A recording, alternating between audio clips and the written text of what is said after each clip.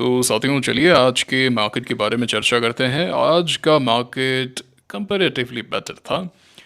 कल हमने एक स्टॉक डिस्कस किया था ट्रांसरेल, हम काफ़ी समय से डिस्कस कर रहे थे एंड पिछली बार यहाँ पे एक ब्रेकआउट पॉइंट था और काफ़ी मैसेजेस एंड मेल्स वगैरह भी आए थे कि यहाँ पे बाय नहीं किया। तो मैंने यही कहा था कि अभी 690 के आसपास आके मुझे एक ठहराव नज़र आ रहा है और आज उस ठहराव से एक ब्रेकआउट आया तो आज मैंने बाय किया। लेकिन एक समय पर जान हलक में आ गई थी। ऐसा इसलिए कह रहा हूँ क्योंकि अगर आप इंट्राडे चार्ट को देखेंगे तो आप देख सकते हैं कि ब्रेकआउट होते ही किस तरीके से ये पूरा नीचे बैठ गया था, है ना, नीचे बैठ गया था। लेकिन उसके बाद में 700 पे मैंने और ऐड किया क्योंकि एक और ब्रेकआउट पॉइंट था जो मैं आपसे ऑलरेडी डिस्कस कर चुका हूँ कि ये जो 4 जून का हाई है 699.20, इसके ऊपर जाने पे एक और पिवट है एंड यहाँ पे भी एक पिवट है जो था करीब 719 के आसपास का लेवल।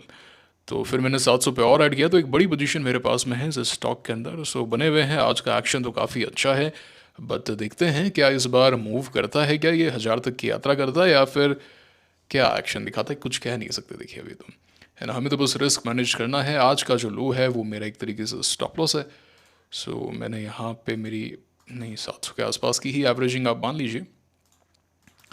जस्ट अ सेकेंड, यहाँ पे देखते हैं तो मेरा जो स्टॉप लॉस हो गया वो करीब 6% के आसपास हो गया मोटा मोटी। तो ये बात हो गई है ट्रांसरेल को लेके। मैंने काफ़ी समय से कहा था कि ये स्टॉक मेरे रडार पे है एंड वारी एनर्जीज़ ने आज मुझे स्टॉप आउट कर दिया ना। स्टॉप आउट के बाद में बढ़िया हुआ। मतलब ये वो स्टॉक है, मुझे अभी भी ऐसा लग रहा है कि वारी एनर्जीज़ बहुत बढ़िया है and it can work well. ऐसा मुझे लग रहा है वारी एनर्जीज़ के अंदर, है ना। मतलब जब मैं एग्जिट करा था तब भी मुझे लगा कि okay something is wrong, I should have, मतलब रखना चाहिए इसको। बट वही है, रूल्स होते हैं कि भाई 10 डे के नीचे आप जा रहे हैं, यू आर लीकिंग। जैसे STBL लीक कर रहा था कल परसों तो इसे निकाला हमने, है ना। तो यहाँ पे देख सकते हैं STBL तो नीचे आ गया था, अभी भी यही है। सो ठीक है, स्टॉक जो है वो वापस से ऊपर आ सकते हैं but you have to follow the rules. क्या कर सकते हैं, रूल्स किस लिए है, मतलब ये आपका बेस क्लियर करना जरूरी है। रूल्स किस लिए है कि भाई ये मेरा स्टॉप लॉस है, क्या इसलिए है क्या कि मैं एकदम राइट पॉइंट पे एग्जिट कर रहा हूँ। ये क्लियर कीजिएगा आज, बड़े ध्यान से सुनना। क्या रूल स्टॉप लॉस का इसलिए है कि I am selling at the right point, अब यहां से ये स्टॉक गिरना चाहिए? सोचिएगा, ऐसा नहीं है। स्टॉप लॉस का रूल इसलिए है कि भाई मैंने यहां पे बाय किया, मेरा ये रिस्क था, मैंने इतने का दांव खेला इस स्टॉक के अंदर, ये मेरा पोजीशन साइज था और ये जो मेरा दांव है, ये जो मेरी रिस्क है, ये ब्रीच हो चुकी है। Now I am out. उसके बाद में स्टॉक मूव कर सकता है, उसके बाद में स्टॉक मूव कर सकता है, that is part of the game. उसके बाद में हो सकता है स्टॉक ऊपर जाए और वॉलेटाइल हो जाए, फिर वापस नीचे आए, एनीथिंग कैन हैपन। हो सकता है वहां से भागता ही चला जाए। But why are we having a stop loss? अगर स्टॉप लॉस नहीं होगा तो अगर आप गलत ट्रेड लेंगे तो आप फंसे रह जाएंगे फिर उस स्टॉक के अंदर। अब जैसे TD पावर सिस्टम है, काफ़ी लोगों ने यहाँ पे लिया होगा। अब देखिए आप स्कॉट एंड देन नीचे आ गए तो अब आप फंसे रह जाएंगे। आपका कैपिटल ब्लॉक हो गया, आपके पास में कोई डिसीजन मेकिंग नहीं है, पैरालिसिस हो गया। अब आप परेशान हो रहे हैं, लॉन्ग टर्म करूँ सर, बैठा रहूँ क्या sir, what about sir? Rules आपको क्लैरिटी देते हैं कि मेरी ये रिस्क थी, ये रिस्क ब्रीच हो चुकी है, now I have to leave it, now I have to leave it. ये बहुत इंपॉर्टेंट चीज़ है। मुझे अभी भी लगता है कि वारी एनर्जीज यहां से वर्क कर सकता है बट वो तो लगता है ना, वो तो गलत हो सकता है ना। मार्केट मुझे कह रहा है कि you are wrong here, so I have to accept it, I never argue with the market. ज़्यादा से ज़्यादा हम इसे 30-31 पॉइंट और रख सकते थे, 2900 तक देख सकते थे, 28 तक देख सकते थे। वो डिपेंड करता है कि इनिशियली हम क्या रिस्क सोच के चले थे। मुझे अभी भी लगता है कि 2 दिन की सेलिंग के बाद में वो रुका है, अब यहाँ से ऊपर आएगा फिर और रुकेगा, हो सकता है बाद में एक एंट्री पॉइंट दे, हो सकता है। वारी एक ऐसा स्टॉक है जो भागता है एंड काफ़ी वॉलेटाइल हो जाता है, फिर गिरता है, फिर भागता है, तो ये वॉलेटिलिटी टू मच है। सो एक बार के लिए तो मैं बाहर हूँ, बाद में देखेंगे, बाद में देखेंगे। This is all part of the game, you can not do anything, okay. आप कुछ नहीं कर सकते हैं। चलिए चलिए हम आगे चलते हैं। सो मुझे लगता है कि जो सबसे टफेस्ट थिंग होती है ना स्टॉक मार्केट में, वो होती है स्टॉप लॉस को फॉलो करना। क्योंकि 99% ट्रेडर्स भी नहीं कर पाते हैं गाइस। जो ट्रेडर भी है ना, अपने आप को जो ट्रेडर समझ रहे हैं, वो भी नहीं कर पाते हैं। They will and up holding it, और या फिर वारी के नंबर्स तो अच्छे हैं, वारी तो ये है वो है, और ये तो इतना बढ़िया स्टॉक है, you go with the name and eventually it can work कर सकता है, तो आपकी फिर वो जो थेसिस है उस पर आपका एकदम पकड़ बन जाती है कि हाँ देखो मैं सही हूँ, कभी ना कभी मार्केट आपको पटक नहीं देगा। और अभी क्या है, आपका कैपिटल उतना बड़ा नहीं है, किसने लगाए, 1 करोड़ रुपए थोड़ी ना लगा दिए बारी में आपने, 50 लाख थोड़ी ना लगा दिए, लगाए क्या 50 लाख, 30 लाख थोड़ी ना लगा दिए। तो जब आप बड़ा कैपिटल लगाते हैं, स्मॉल लॉस में क्या है, आपका स्मॉल कैपिटल पे जो माइंडसेट है वो 10 20 30 हज़ार तक के लॉस में कोई ज़्यादा पैनिक नहीं करता है। समझिएगा इस बात को। You put 1 CR and the stock is down 7% और 8%, 8 लाख रुपए वाइप आउट हो रहे हैं, तब आप क्या डिसीजन ले पाएंगे? और अगर वो पैसा वहां पे ब्लॉक रह गया तो? मैंने एक चीज स्टॉक मार्केट में सीखी, you take care of the down side, market will take care of the upside. अगर आपने डाउन साइड को प्रोटेक्ट कर लिया, अगर आपने अपना रिस्क मैनेज कर लिया, मार्केट अपने आप ऊपर की तरफ खेल कर देगा। You don't have to do anything, आपको कुछ करना थोड़ी ना पड़ता है। अब ट्रांसरेल मैंने लिया, उसको चलाने के लिए मुझे करना थोड़ी ना पड़ रहा है कुछ, इंस्टीट्यूशंस बाय करने हैं। You are buying at the right time, you are having a stop loss, you are in it and stock move कर जाता है, you make money. Stop loss बहुत ज़रूरी है। तो हमेशा ये सोचो कि मैं बड़े कैपिटल पे डिसीजन ले पाऊंगा क्या।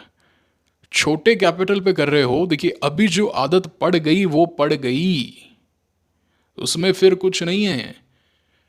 नॉट ओनली मैं वारी के बारे में बात नहीं कर रहा, वारी कैन वर्क, हो सकता है किसी का थोड़ा सा डीप स्टॉप लॉस 2900 तक का हो, which is perfectly fine, you are perfectly right, there is nothing to worry about it, है ना। कोई यहाँ पे दिक्कत नहीं है, कोई टेंशन लेने की बात नहीं है।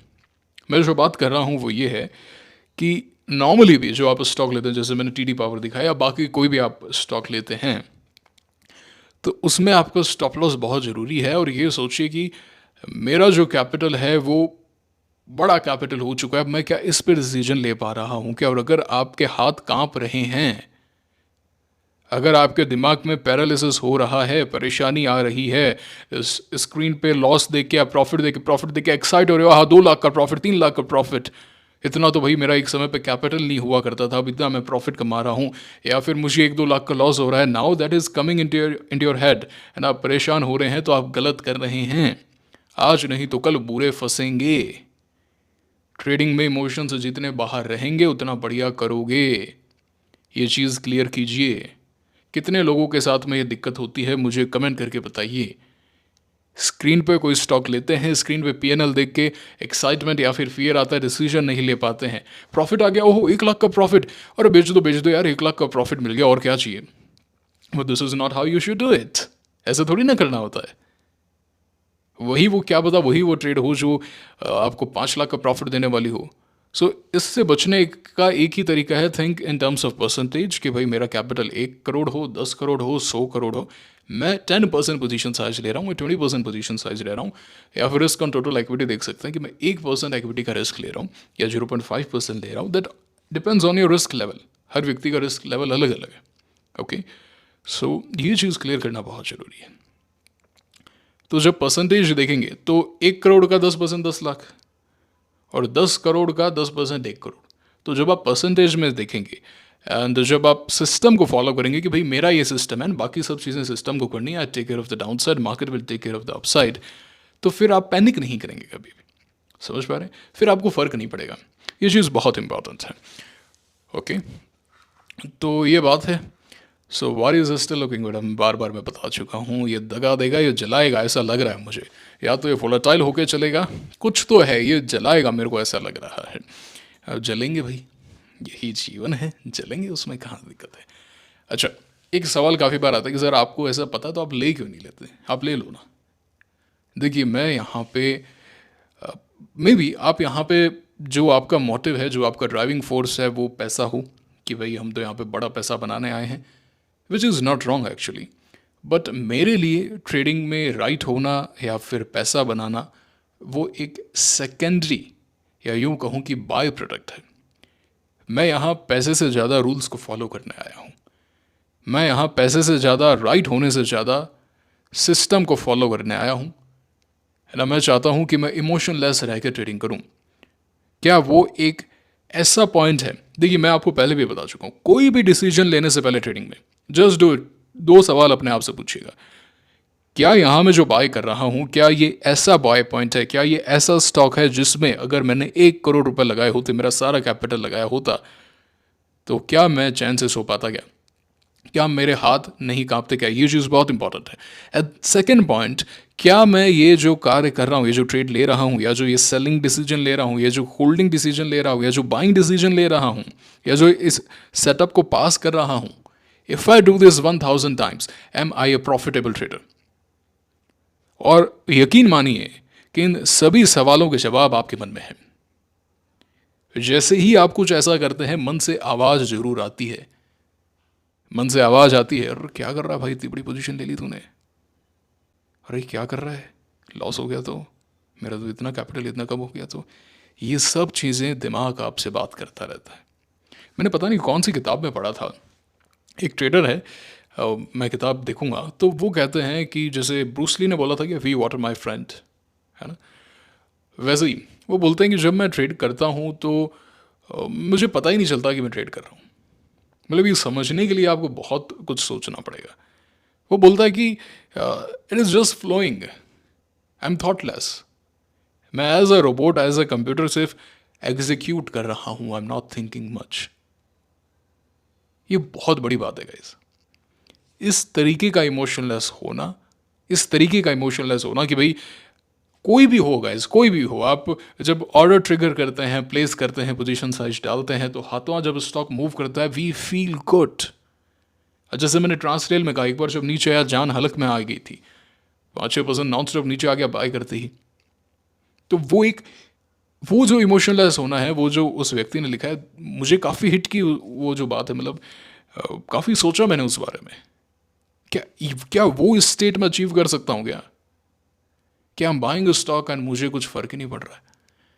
मैंने इतना बड़ा एक प्रॉफिट कर दिया है, मैंने इतनी बढ़िया एक ट्रेड ले ली है, ट्रेड ऑफ द ईयर मैंने ले लिया है, एंड मुझे फ़र्क ही नहीं पड़ रहा है। या फिर मैंने एक बड़ा लॉस कर दिया है ना, जो कैपिटल पॉइंट ऑफ व्यू से बड़ा है, क्योंकि परसेंटेज पॉइंट ऑफ व्यू से तो हम कभी बड़ा लॉस करते ही नहीं हैं। एंड मुझे कुछ फ़र्क ही नहीं पड़ रहा, I am just normal.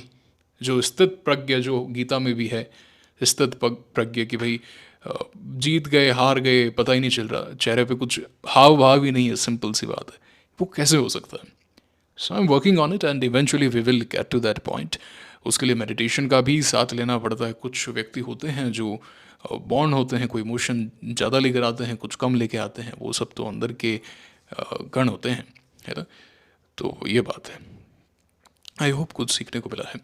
So gold में आज थोड़ी बहुत आप कह सकते हैं कि प्रॉफिट बुकिंग है, ठीक है। अब वो वही है कि अगर गोल्ड ने यहाँ पे ये लेवल तोड़ा 94,950 का, फिर नीचे जाएगा तो फिर हम कहेंगे परफेक्ट डाउ थ्योरी के अंतर्गत नीचे जा रहा है। यूएस मार्केट आज कैप के साथ में ऊपर है। आई am not covering US market these days. And आज निफ्टी एक समय पे तो ऊपर था, लेकिन फिर क्लोजिंग अच्छी नहीं रही। देखते हैं कल किस तरीके का एक्शन आता है। इंपॉर्टेंट लेवल से 10 डेज ने यहाँ पे सपोर्ट लिया है। इनफैक्ट आज लो तो ब्रेक नहीं किया, बट कल क्या एक्शन होता है मुझे नहीं पता। Same as with CNX small cap, it is inside 10 day के अभी भी ऊपर है। तो मार्केट से 3-4-5 दिनों से कोई सच क्लैरिटी नहीं है। Market is just range bound at present. Okay, so दो स्टॉक मैंने SDBL तो पहले ही सेल कर दिया था, वारी आज कर दिया। Still looking good again saying. And देखते हैं, भविष्य के गर्भ में है।